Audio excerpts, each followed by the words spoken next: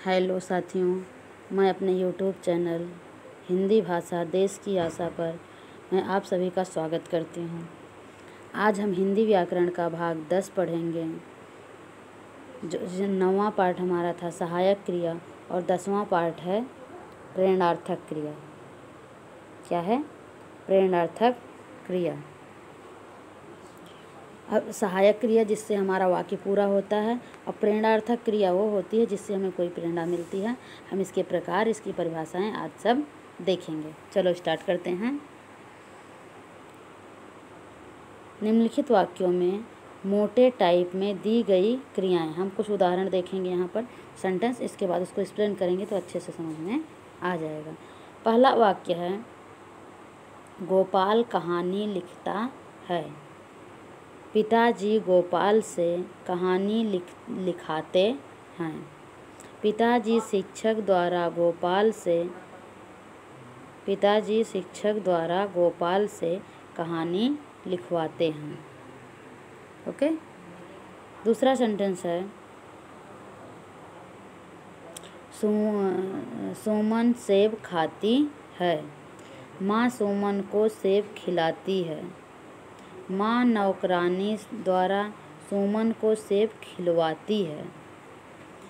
इन वाक्यों में लिखना और खाना क्रियाओं के दो रूप हैं। कितने रूप हैं? दो रूप हैं। मूल क्रियाएं लिखना और खाना हैं। मूल क्रियाएं क्या हैं? लिखना और खाना। उन्हीं से दूसरे रूप लिखना तथा लिखवाना। लिखना, लिखवाना। लिखना से बना लिखवाना प्रत्यय लगाकर, और खिलाना तथा खिलवाना। खिलाना से बना खिलवाना। लिखना से बना लिखवाना, खिलाना से बना खिलवाना। ये क्या है? प्रेरणार्थक क्रियाएं हैं। इसी तरह यहाँ पर आगे देखो, यहाँ लिखना तथा खिलाना, लिखाना तथा खिलाना प्रथम प्रेरणार्थक क्रिया है। लिखाना और खिलाना प्रथम प्रेरणार्थक क्रिया है, प्रेरणार्थक रूप है, और लिखवाना तथा खिलवाना द्वितीय प्रेरणार्थक क्रिया है। कभी कभी हमें ये भी पूछ लिया जाता है, प्रेरणार्थक क्रिया है लेकिन उसमें प्रथम प्रेरणार्थक कौन सी है और द्वितीय प्रेरणार्थक कौन सी है? तो लिखाना प्रथम प्रेरणार्थक है और लिखाना प्रथम प्रेरणार्थक है, लिखवाना द्वितीय प्रेरणार्थक है। इसी प्रकार प्रथम प्रेरणार्थक में कर्ता क्रिया करने में भागीदार होता है। प्रथम प्रेरणार्थक में कर्ता स्वयं करवाने में भागीदार होता है, लेकिन द्वितीय प्रेरणार्थक में यह भागीदारी केवल प्रेरणा रूप में होती है। मतलब प्रेरणा दे रहा है लेकिन करवा नहीं रहा है, वो दूसरे को प्रेरणा देकर उससे करवा रहा है। जैसे यहाँ पर अभी हमने देखा सेंटेंस में, देखो, सुमन सेब खाती है। माँ सुमन को सेब खिलाती है। माँ नौकरानी द्वारा सुमन को सेब खिलवाती है। यहाँ देखिए ना, तो खिलाती है प्रथम प्रेरणार्थक, खिलवाती है द्वितीय प्रेरणार्थक। इसी तरह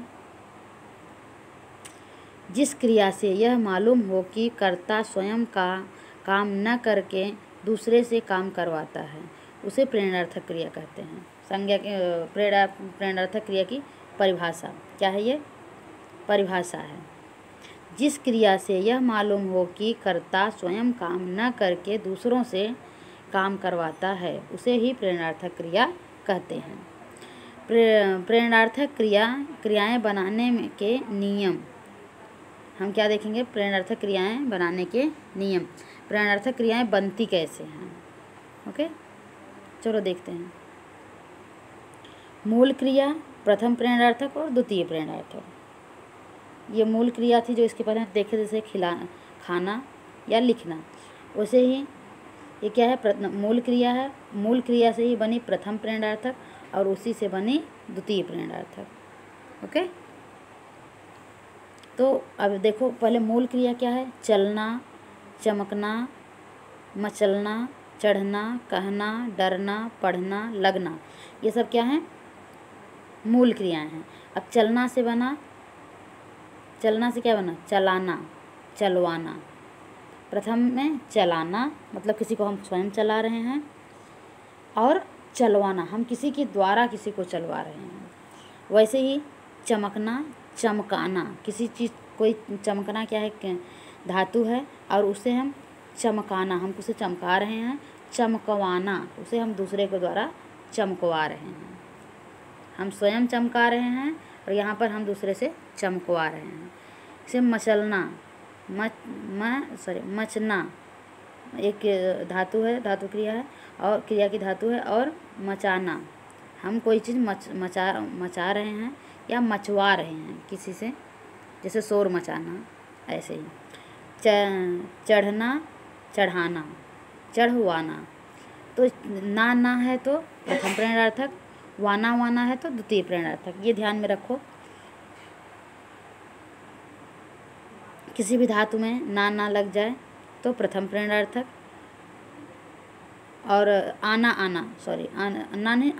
लग जाए प्रथम प्रेरणार्थक, और वाना लग जाए द्वितीय प्रेरणार्थक। वैसे ही कहना, कहना, कहलाना, और कहवाना, कहलवाना। ओके। डरना, डराना, डरवाना। पढ़ना, पढ़ाना, और पढ़वाना। लगना, लगाना, लगवाना, लगाना, लगवाना। ये क्या है? कुछ धातुएं थी और उनकी प्रथम प्रेरणार्थक और द्वितीय प्रेरणार्थक। इसी तरह से हम कुछ और भी शब्दों को देखेंगे। मूल धातु, प्रथम प्रेरणार्थक, द्वितीय प्रेरणार्थक। मूल धातु ये हैं: उठना, गिरना, फैलना, सुनना, छिपना, लिखना, उड़ना, दौड़ना। अब उठना से बना उठाना और उठवाना। गिरना से बना गिराना, गिरवाना। फैलना से बना फैलाना, फैलवाना। सुनना से बना सुनाना, सुनवाना। छिपना से बना छिपाना, छिपवाना।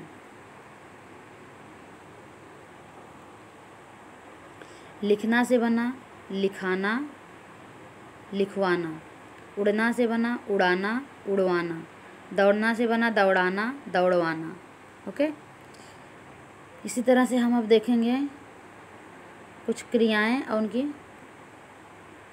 जिसे जो हम सीखे हैं उसी के ऊपर कुछ स्वाध्याय देखेंगे, प्रश्न, उसके बाद उसके उत्तर।